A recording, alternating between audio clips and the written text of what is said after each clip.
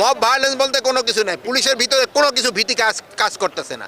এখানে কমিশনার আছে, আমাদের এই কি বলে ডিআইজি আছে শাহজাহান সাহেব, এবং কমিশনার আছে কি জানেন না, জিল্লু। আজকে আমাদের এখানে ছিল একটা মত বিনিময় সভা। আপনারা জানেন রাজশাহী ডিভিশনের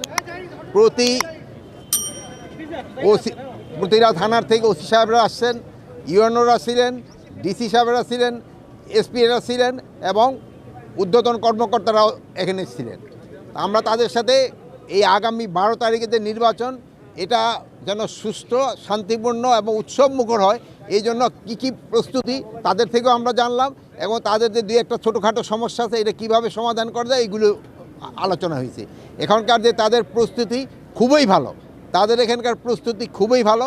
সিসিটিভি যেটা এটা প্রায় কেন্দ্রে লেগে গেছে, এবং আপনাদের আর দুই একটা কেন্দ্রে যেখানে আপনাদের একে বলা হয়েছে যে বাউন্ডারি ওয়াল নাই, তারা একটা বাঁশের দিয়ে একটা বাউন্ডারি ওয়ালেরও ব্যবস্থা করে দিবে।